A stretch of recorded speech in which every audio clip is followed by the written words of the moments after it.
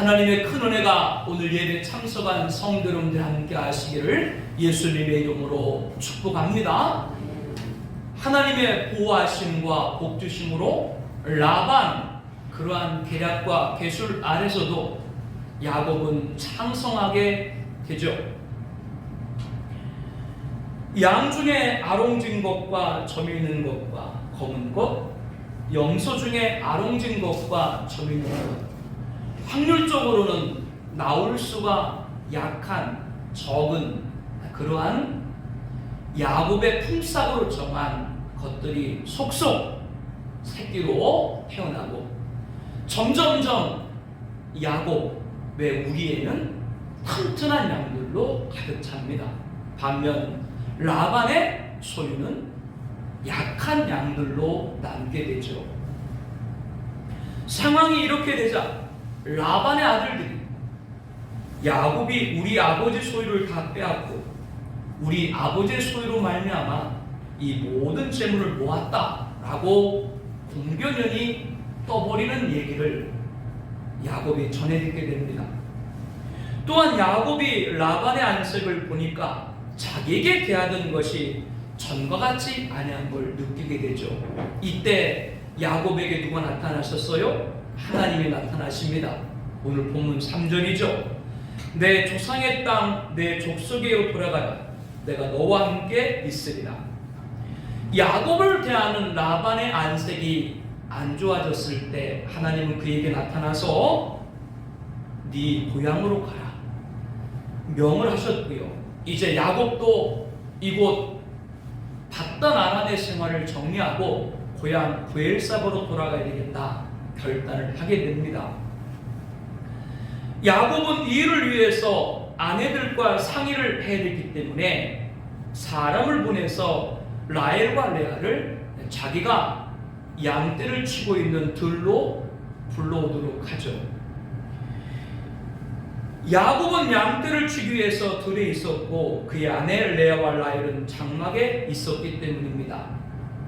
야곱이 장막으로 직접 가서 아내들에게 알리지 않고 이곳 들로 불린 것은 다른 것이 아니라 장막에는 두 아내 말고 다른 사람들도 많이 있지 않겠습니까? 그러면 그렇지 않아도 야곱의 기업이 라반의 기업보다 창대하자 어떻게든 계략을 꾸미고자 하는 라반의 귀에 야곱이 떠나고자 하는 말이 들릴 수 있기 때문에 조용히 아무도 모르게 종을 보내서 두 아내를 들러 오도록 한 것이죠. 야곱은 레아와 라헬에게 내가 라반 아버지의 안색을 본즉 내게 대하여 전과 같지 아니하도다. 그리할지라도 내 아버지 하나님은 나와 함께 계셨느니라. 그대들도 할머니와 내가 힘을 다하여 그대들의 아버지를 섬겼거늘 그들이 내 아버지가 나를 속여 품삯을 10번이나 변경하였느니라. 그러나 하나님이 그를 막으사 나를 해치지 못하게 하셨다며 지난 20년 동안 야곱이 라반의 획책과 음모 속에서도 많은 억울함과 어려움을 당했지만 하나님의 도움으로 해안받지 않았다고 아내들에게 말을 전하고 있는 겁니다. 야곱은 계속해서 레아와 라헬에게 점 있는 것이 내 삭이 되리라 하면 양떼가 낳은 것이 다 점 있는 것이고 얼룩무늬 있는 것이 내 것이 되리라 하면 양떼가 낳은 것이 다 얼룩무늬가 되고 하나님이 이같이 그들의 아버지의 가축을 빼앗아 내게 주셨느니라. 하나님은 간계한 나발을 하시고 그가 방도를 취할 수 없는 묘책으로 야곱의 소유를 창성하겠다고 하는 것을 아내들에게 간증을 하고 있는 것이죠.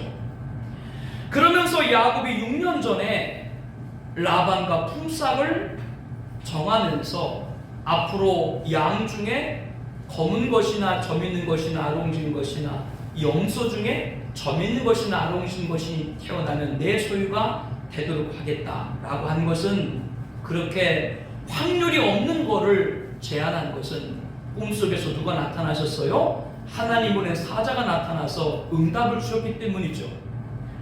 겉으로 보기에는 하얀 양인데 짝짓기를 하는 그 양들마다 안에 유전자는 뭐예요? 다 아롱진 것 점 있는 거예요. 겉에 보이기는 까만 염소인데 짝짓기라는 것들이 안에 있는 내면은 전부 다 아름진 것처럼 있는 거예요. 라반으로서는 도대체 볼 수 없는 하나님만이 아시는 방법으로 하나님이 야곱의 기업을, 그의 생명을 지켜주신 것이죠. 그래서 오늘 보면 12절에 보게 되면 하나님이 야곱에게 말합니다. 라반이 내게 속임 수행한 모든 것을 내가 보았노라. 그러면서 이제 나는 베델의 하나님이다. 내가 거기서 기둥에 기름을 붓고 거기서 내게 서원하였으니 지금 일어나 이곳을 떠나 내 출생지로 돌아가라. 다시 한번 13절에 하나님께서 야곱에게 명했다고 최종적인 것을 아내들에게 얘기를 합니다. 야곱은 이렇게 외삼촌이자 장인인 라반에 대해서 계략과 술수로 자신의 품삯을 10번에 속인 자라고 말했지 않습니까? 이렇게 야곱이 레아와 라헬에게 했으면 그녀들은 라반이 자기 아버지이고 그래도 조금이라도 라반의 편에서, 라반의 입장에서 말할 수도 있을 것 같죠. 그런데 두 아내가 뭐라 그래요?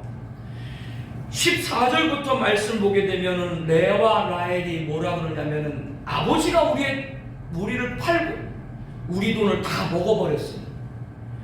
우리를 핏줄이 아니라 멀리 이방에서 종살이하러 온 외국인처럼 여기는 것이 아니니까.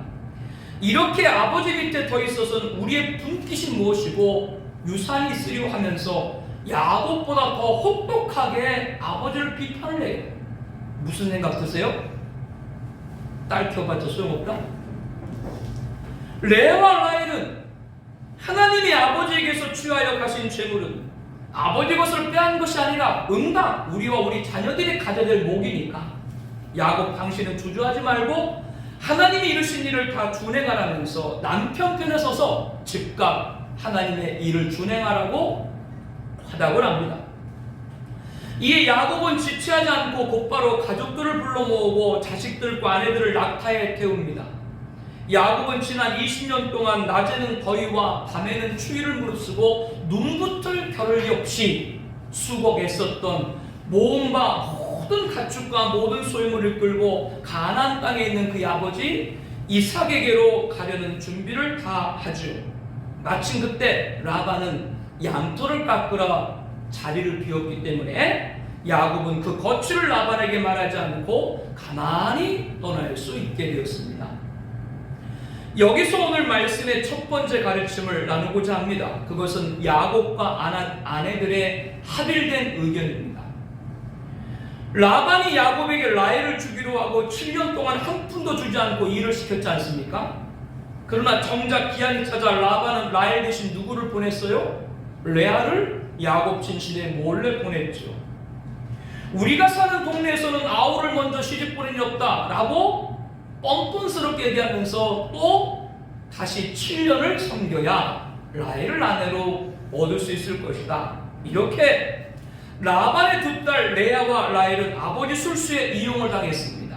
그렇기 때문에 두 딸은 아버지가 우리를 팔고 우리 돈을 다 먹어버리고 우리를 타지에서 온 종처럼 여겼다라고 하면서 화를 쏟아낸 것이죠. 그런데도 어찌되었건 라반은 레아와 라헬의 아버지 아닙니까? 그런데 라반에게 알리지 말고 우리끼리 곧 하란을 떠납시다 라는 야곱의 제안에 두 아내는 아무런 이의를 제기하지 않고 동행을 했죠. 심지어 라헬 같은 경우는 아버지 라반이 양털을 깎으러 장막을 비운 걸 알고 라반이 아끼는 미시로 섬기는 드라빔을 훔쳐서 도둑질해서 챙기기까지 했습니다. 아무리 라반이 자기와 남편을 속였다고 할지라도 아버지에게 하직 인사도 없이 떠나고자 하는 야곱의 제안에 라헬과 라헬은 반대하지 않았습니다. 인간적인 예의로 볼 때는 그럴 수 없는 일 아니겠습니까? 여기서 우리는 무엇을 찾아야 됩니까? 우리 교회 중요한 기도 제목 가운데 하나이죠. 부부의 한 믿음, 한 섬김, 한 비전입니다. 많이 이 기도를 저는 드립니다. 남편의 요구가 이성적으로 볼 때 미흡하고 못 미루어도 야곱처럼 하나님의 명령을 듣고 결단하는 것이면 아내는 따라야 함을 알게 합니다. 이것은 남편도 마찬가지입니다. 아내의 제안이 이성적으로 볼 때 미흡하고 못 미루어도 하나님의 인도함을 알고 결행하는 것이면 남편은 따라야 됩니다. 우리 교회 모든 성도님들의 배우자가 이러한 한 믿음, 한 성김, 한 비전에 있기를 축복합니다. 이렇게 되기 위해서는 배우자들이 하나님의 역사를 봐야 돼요. 야곱의 말에 레아와 라헬이 순응을 한 것은 아버지 라반이 남편에게 품삯을 10번이나 속이고 못된 짓에 진절머리가 나서야만 그런 것이 아닙니다. 지난 20년 동안 남편 야곱에게 라반이 그렇게 대략과 술수를 폈어도 야곱을 지키시는 하나님을 누구도 봤어요? 레아와 라헬도 본 거예요. 참 기가 막히잖아요. 야곱이 입을 열어가지고 양떼들에게 얼룩무리 있는 건 나라 그러면 다 얼룩무리가 났고, 야곱이 양떼에 가가지고 점 있는 건 나라 그러면 전부 다 점 있는 건 났고, 야, 야곱이 이게 보통 사람이 아니구나, 하나님 정말로 함께하는 사람이구나 라고 누구도 레아와 라헬도 본 거예요. 라반이 사위 야곱을 20년 동안 그렇게 속였으면 여러분, 라반이 다른 사람을 속였겠어요? 안 속였겠어요? 뭐 라반이 야곱한테만 그렇게 속였겠어요? 레아와 라헬은 어릴 때부터 아버지 라반이 일하는 종들이든 동업하는 동역자들이든 라반이 꼼짝없이 그들에게 어려움을 겪게 해서 많은 해를 사람들이 당한 걸 본 거예요. 그렇게 야곱도 라반에게 당한 것처럼 처음엔 보였어요. 몇 년을? 14년 동안 꼼짝없이 일했으니까 아이고 야곱도 별 수 없이 라반 아버지한테 당하나 보다 그렇게 생각을 했는데요, 하나님이 개입하셔서 전혀 라반이 대비할 수 없게 하셨고 야곱의 기업이 창성하게 된 것을 누구도 봤어요? 레아와 라헬도 본 거죠. 이렇게 남편 야곱과 함께하는 하나님을 본 레아와 라헬은 아버지가 믿고 싫어서만이 아니라 야곱을 신뢰하고 남편 편에 서서 즉각 하나님의 명령을 따를 것을 의견을 같이 한 겁니다. 야곱을 통해서 누구를 봤기 때문에요? 하나님을 봤기 때문이죠. 이와 같이 배우자에게 하나님의 역사를 보여줘야 됩니다. 그래서 이의 없이 따를 수 있도록 해야 됩니다. 하나님께서 성도님들에게 배우자가 동의할 수 있는 영적 권위를 갖기를 축복합니다. 본문을 통해서 단순히 라반이 못된 짓을 해가지고 거기에만 초점을 맞추지 말고요, 아버지임에도 레아와 라헬이 라반을 뒤로할 수 있었던 것은 남편 야곱과 함께 하신 누구를 봤기 때문이라고요? 하나님의 역사를 봤기 때문이에요. 이로 인해 야곱은 20년 바다바람의 생활을 마치고 고향 부엘사바로 떠날 수 있게 되었습니다. 만약 이때 두 아내가 야곱의 뜻을 따르지 않았다면 야곱이 얼마나 큰 어려움을 겪었겠어요. 그렇게 하지 않은 것이죠. 우리 교회 성도님들 부부의 한 믿음, 한 섬김, 한 비전이 있기를 축복합니다. 왜 아멘을 안 해요? 하다가 포기했어요. 이제 하도 안 돼서? 배우자들이 인정할 수 있는 하나님의 역사가 성도님의 나타를 축복합니다. 나가 온 가족의 인과 기도가 되고 온 가족들에게 하나님 역사가 보여지기를 바랍니다. 여러분을 통해서요. 야곱은 두 아내, 두 여종, 11명의 아들, 1명의 딸, 그리고 큰 수의 노비들과 우양과 염소와 낙타 때 또한 많은 은근과 곡식, 모든 소유를 끌고 유브라데 강을 건너서 길라산을 향했습니다. 한편 3일 만에 야곱이 도망간 것을 한 라반은 즉시로 그의 형제를 거느리고 7일길을 쫓아서 길라산 야곱 있는 곳에 쫓아가게 되죠. 라반이 야곱을 뒤쫓아 이르렀을 때 야곱은 그 산에서 장막을 치고 있었어요. 라반도 그 형제들과 함께 장막을 치고 나서 오늘 본문 26절에 보니까 라반이 야곱에게 뭐라 그래요? 내가 나를 속이고 내 딸을 칼에 사로잡힌 자같이 끌고 갔으니 어찌 이같이 하였느냐. 아니 지금 누가 누구를 속였는데 야곱 보고 자기를 속였다고 해요. 그리고 인사도 없이 애들을 포로처럼 끌고 가냐, 이렇게 지금 야곱을 책망하는 거예요. 27절에 보니까 이렇게 말하죠. 내가 즐거움과 노래와 북과 수금으로 너를 보냈거늘 어찌하여 내가 나를 속이고 가만히 도망하고 내게 알리지 않았으며 내가 내 손자들과 딸들에게 입맞추지 못하게 하였으니 내 행위가 참으로 어리석도다. 네가 떠난다고 얘기했으면 내가 잔치를 벌이고 음악을 노래를 하면서 축복을 하면서 내 손자들에게 다 입맞췄을 텐데 너 왜 그냥 도망갔냐? 이 어리석은 자야. 이렇게 라반이 누구한테 얘기하는 거예요? 야곱한테. 마치 자기가 야곱과 딸들과 자녀들을 그렇게 사랑하는 것처럼 아주 얘기를 해요. 그러면서 너를 해할 만한 능력이 내 손에 있으나 너희 아버지 하나님이 어젯밤에 내게 말씀하시기를 너는 삼가 야곱에게 선악간에 말하지 말라 라고 하면서 하나님이 야곱을 추적하는 라반에게 꿈속에서 절대 야곱에게 손대지 말라 라는 명언했다고 하는 걸 전합니다. 마치 자신이 야곱을 해하려면 얼마든지 해할 능력이 있지만 하나님이 손대지 말라고 했기 때문에 너 손대지 않는 거예요 라고 하면서 은연중에 야곱을 뭐 하고 있는 거예요? 겁박을 하고 있는 거예요. 이어 라반은 야곱에게 무엇이라고 합니까? 우리 30절 말씀 함께 보겠습니다. 30절 이제 내가 내 아버지 집을 사모하여 돌아가는 것은 옳거니와 어찌 내 신을 도둑질하였느냐. 라헬이 집을 떠나올 때 라반이 양털 깎으러 장막 비운 것을 알고 라반이 아끼는 드라빔을 몰래 챙겨 나왔잖아요. 라반은 지금 야곱을 쫓아와서 그 가는 길을 막든지 아니면 어떻게든지 그의 소유물 중에 일부라도 자기 것을 삼으려고 했는데요. 하나님이 꿈에 나타나가지고 절대 야곱에게 손대지 말라라고 했기 때문에 그렇게 할 수는 없고 어떻게 하든 꼬투리를 잡아가지고 야곱의 팔을 묶고 싶은 거예요. 그런데 라반이 뭘 알게 됐어요? 자기 집에 드라빔이 없어진 걸 알고 너 왜 그거 도둑질했냐? 이거를 통해 가지고 시비 건수를 지금 찾고자 했던 것이죠. 이 말을 들은 야곱은 어이가 없고 화가 났습니다. 31절부터 야곱은 라반에게 이렇게 말하죠. 야곱이 라반에게 대답하여 이르되 내가 생각하기를 외삼촌이 외삼촌의 딸들을 내게서 억지로 빼앗으라 하여 두려워하였습니다. 그래서 제가 이렇게 떠났습니다.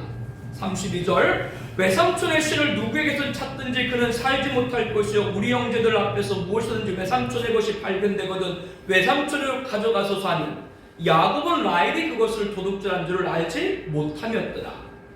이에 라반은 어떻게든 드라빔을 찾아가지고 야곱하고 흥정을 해보겠다는 심산으로 야곱의 장막에 들어가서 찾았는데 없고요, 레아의 장막에 들어가 찾은데 없고요, 두 여종 비라와 실바의 장막에 갔는데도 없고 마지막으로 누구 장막? 라헬의 장막에 딱 들어갔어요. 라헬이 그 순간 드라빔을 낙타 안장 아래에 놓고 그 위에 딱 올라앉았어요. 그러니 라반이 찾을래 찾을 수가 없잖아요. 그리고 라헬이 그 라반에게 이렇게 말하죠.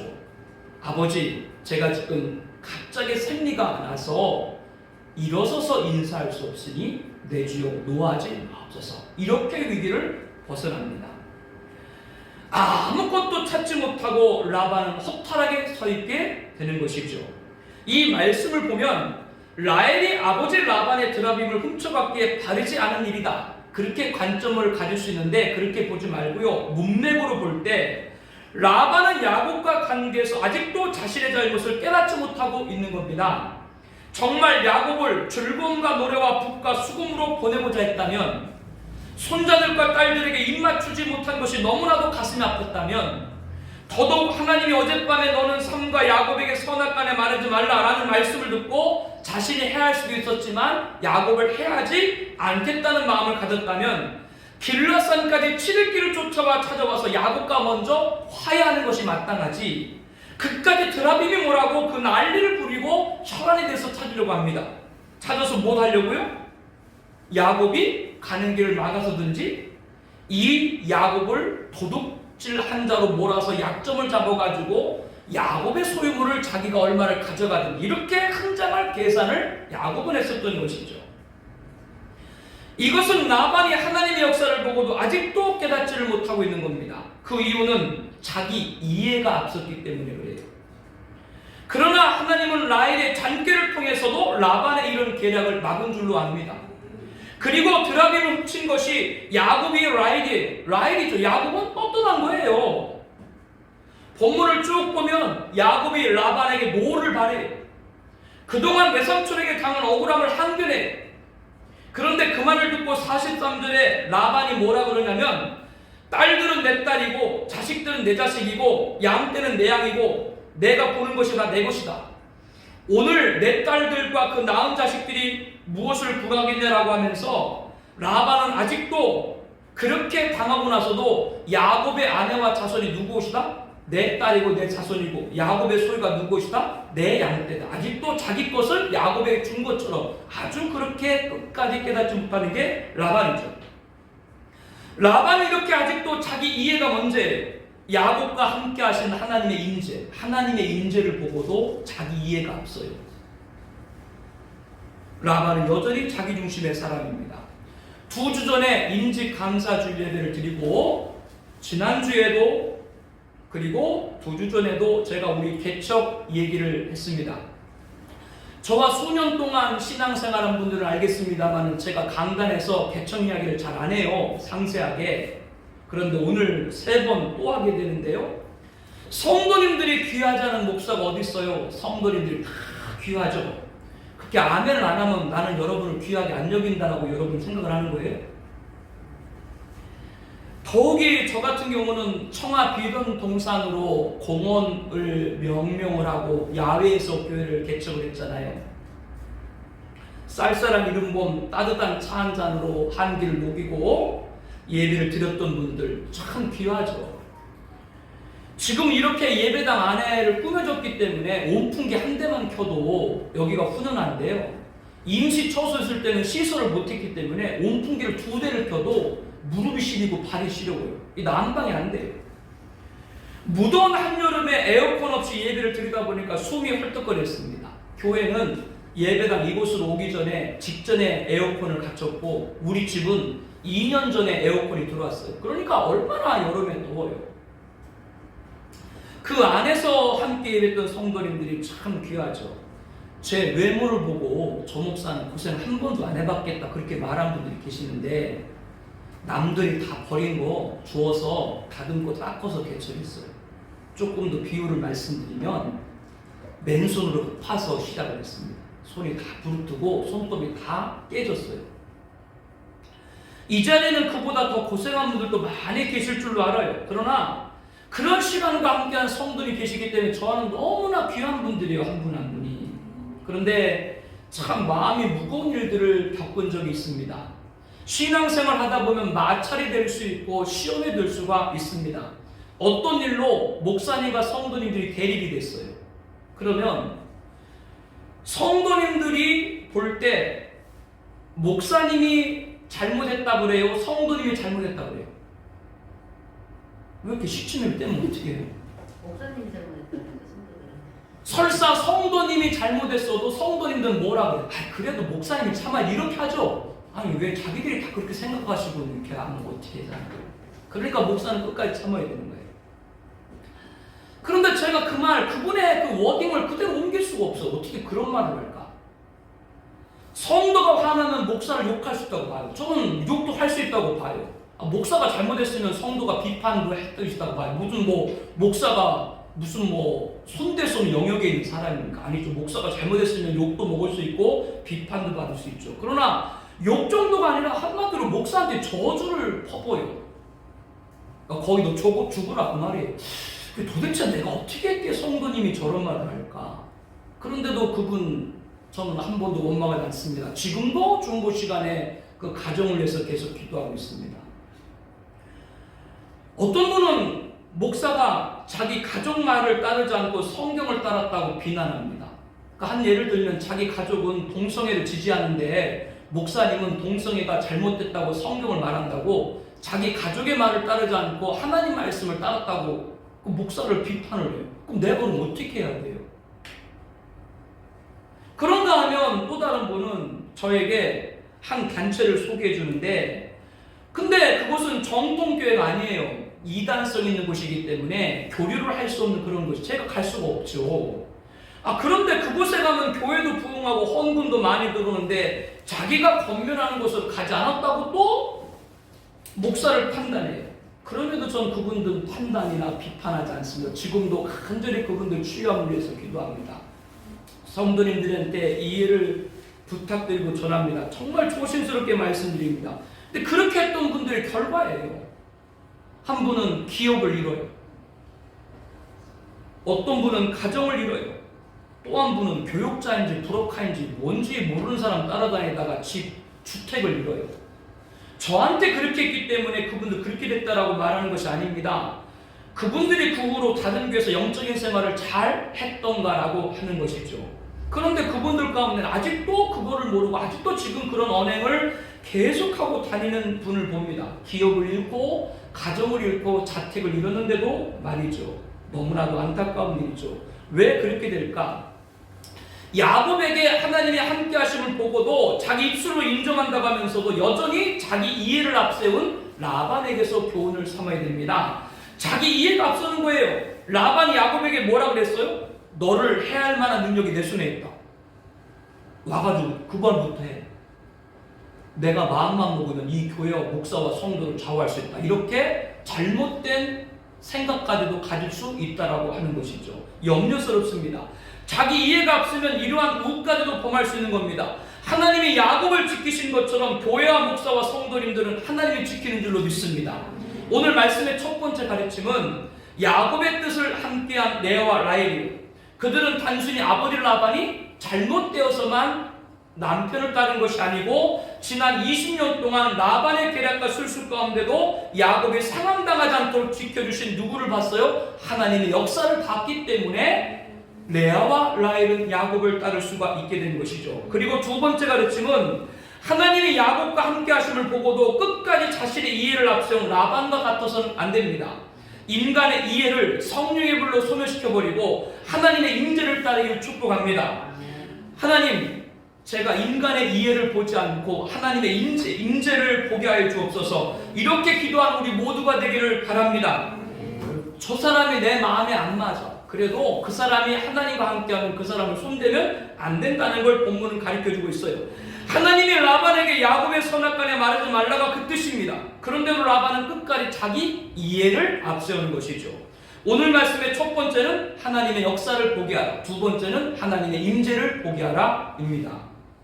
라반이 드라빔을 찾지 못하고 당황한 얼굴빛이 되자 야곱은 노를 바라면서 라반을 책망합니다.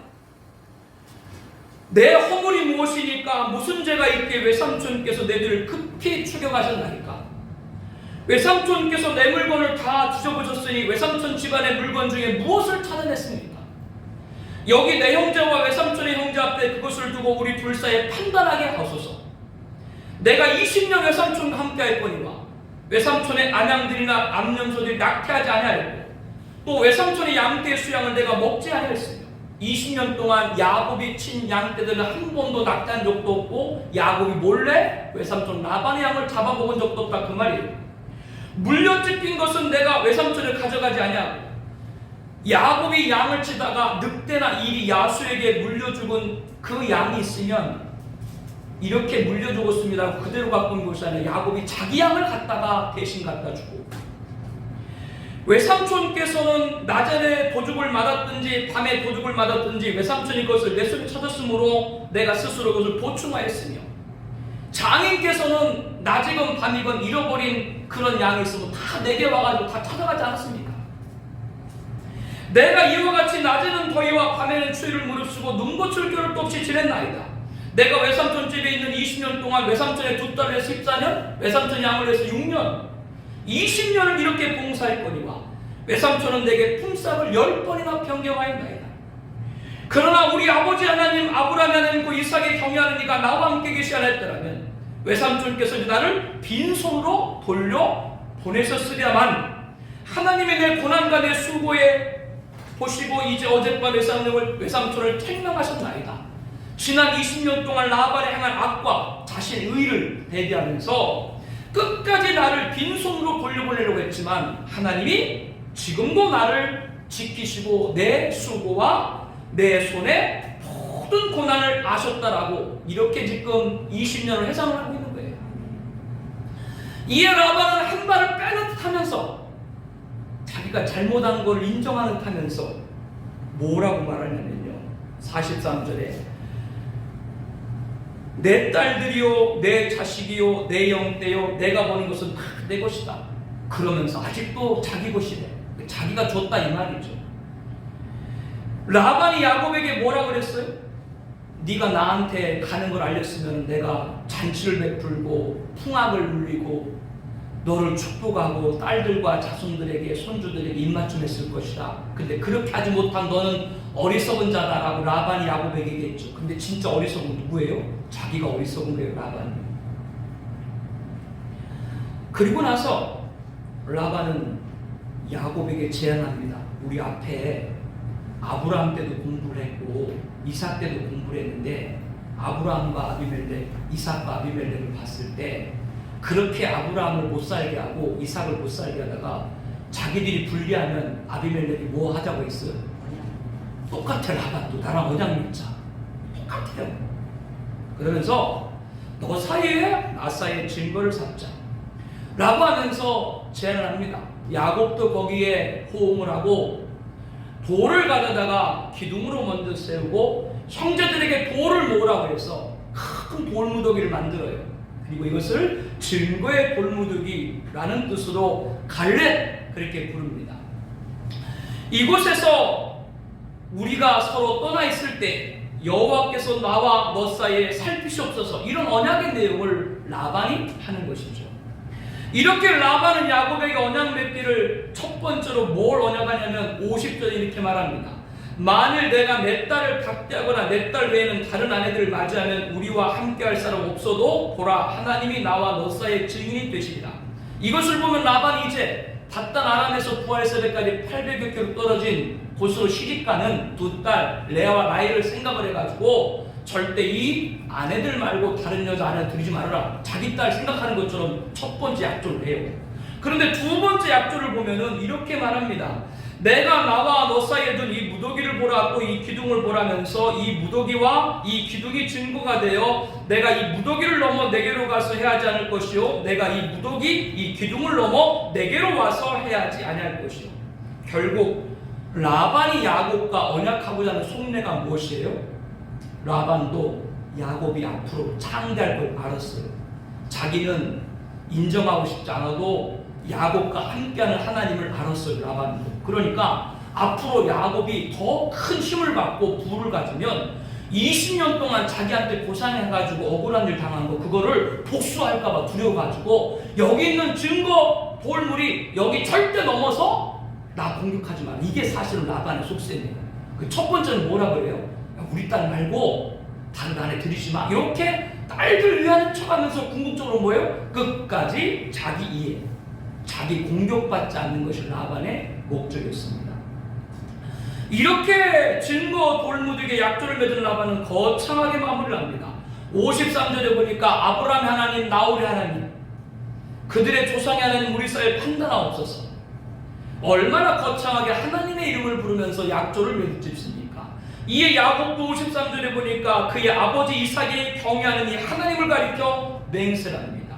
그리고 야곱은 하나님께 제사 드리고 언약의 자리에서도 예배드림을 잊지 않고 자신의 가족들과 라반과 형제들과 함께 떡을 먹고 길라산에서 밤을 지새고 다음날 아침 일찍 라반은 일어나서 자기 손자들과 딸들에게 입맞추고 그들을 축복하고 고향으로 떠납니다. 이렇게 오늘 본문은 매듭을 짓고 있는데요. 여기서 각각 두 사람이 언약을 하면서 하나님을 불렀어요. 그런데 라반은 누구 하나님 불렀어요? 아브라함의 하나님 나홀의 하나님을 불렀고 이삭은 누구 하나님 불렀어요? 자기 아버지 이삭의 하나님을 불렀습니다. 나홀이 누구예요? 라반의 할아버지입니다. 하나님은 아브라함을 택하시고 그리고 하나님은 아브라함과 언약을 맺었죠. 이 언약은 아브라함의 아들 이삭, 이삭의 아들 야곱으로 이어지게 됩니다.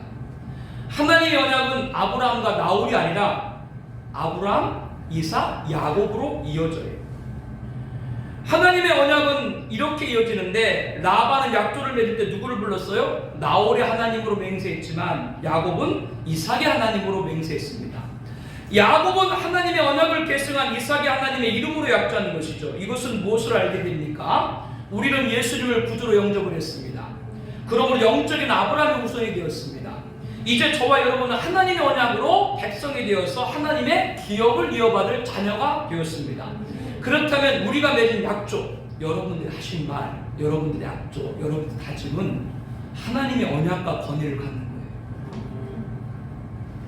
오늘 라반이 야곱과 언약을 맺으면서 이곳 증거 돌물이 절대로 넘어오지 말고 공격하지 말자라고 했잖아요. 그런데 역사적으로 보면 이 라반의 후손들인 아람 민족들이 이 돌무더기를 넘어옵니다.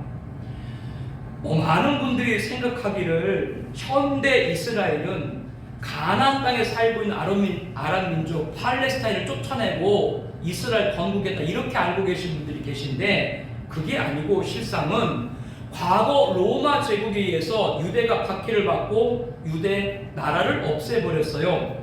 그래서 AD 136년부터 1948년까지 정확히 182년간 약 2000년 동안 라반의 후손들인 아랍 민족들이 오늘 본문의 증거 돌마리를 넘어가지고 무단으로 가나안 땅을 점유해서 가옥을 세우고 농사를 짓고 가축을 친 거예요. 그러나 하나님은 자신이 택하신 언약의 백성 아브라함과 이삭과 야곱으로 이어지는 이스라엘을 들어가지고 1948년 그 땅을 찾아준 거예요. 이것은 뭘 알게 하려면 하나님의 언약 백성이 맺은 약조의 중대함을 알게 하는 신뢰입니다. 우리들의 약조는 누구의 언약과 같다고요? 하나님의 언약과 같은 거예요. 왜? 우리는 언약의 백성이기 때문에. 라반이 아무리 나홀이 하나님 떠들었어도 하나님은 아브라함과 나홀이 아니라 아브라함과 누구? 이삭과 야곱 우리에게 이어진 거예요. 오늘 말씀의 첫 번째 가르침은 야곱과 뜻을 함께한 레아와 라헬이었습니다. 그들은 단순히 아버지가 못된 짓에서 그런 것이 아니고 지난 20년 동안 야곱과 함께하는 하나님을 봤어요. 역사를 봤어요. 우리를 통해서 하나님의 역사가 보여지기를 축복합니다. 두 번째로 라반은 야곱에게 함께한 하나님을 보고도 끝까지 자기 이해를 앞세우죠. 우리 인간의 이해를 버리고 하나님의 인재를 보길 바랍니다. 이게 두 번째 말씀의 가르침입니다. 세 번째, 우리들은 하나님의 언약을 봐야 됩니다. 우리는 아브라함과 이삭과 야곱으로 이어진 언약의 백성입니다. 그렇기에 우리 약조는 하나님의 언약에 권위를 가진 거라고 여러분에게 말씀드렸어요. 그러므로 우리가 맺은 약조는 하나님의 언약임을 명심을 하고 우리들이 신앙생활하면서 기억을 해야 됩니다. 예수님의 사도교회에게 너희들 다시 살려고 기억을 해라. 너희들이 받은 은혜를 기억하고 너희들이 말씀을 기억하라. 그리고 지키고 회개하라고 말씀을 합니다. 왜 우리들이 받은 은혜를 기억을 하고 들은 말씀을 기억하는 것이 중요한 것인가? 우리들의 다짐, 우리들의 결행, 신앙생활하면서 우리가 받고 다짐하고 결행하기로 한 약조는 다 하나님의 언약과 같기 때문에 그래요. 우리가 부딪히는 문제 있죠. 당면한 고난 있죠. 감당해야 될 책무 있죠. 그 크기죠, 크기. 고난의 크기, 문제의 크기, 책무의 크기 있죠. 그런 크기들이 어떨 때는 우리가 받고 다짐하고 결행하는 약조, 그 약족을 지키지 못했기 때문에 그 크기 그대로 고난과 문제와 책무로 나올 때가 있어요. 오늘 이 시간에 성령께서 우리 마음을 깨닫게 하시면 금년이 가기 전에 이룰 수 있게 해달라고 기도하는 여러분 되기를 바랍니다. 하나님의 역사를 보게 하라. 하나님의 인재를 보게 하라. 하나님의 언약을 보게 하라. 우리는 하나님의 언약의 백성입니다. 그러므로 약조는 하나님의 언약의 권위를 갖는 것입니다. 그렇게 믿을 때 우리 결행과 다짐과 약조에 하나님의 영광이 나타날 줄로 압니다. 이러한 은혜를 예수님의 이름으로 축복합니다.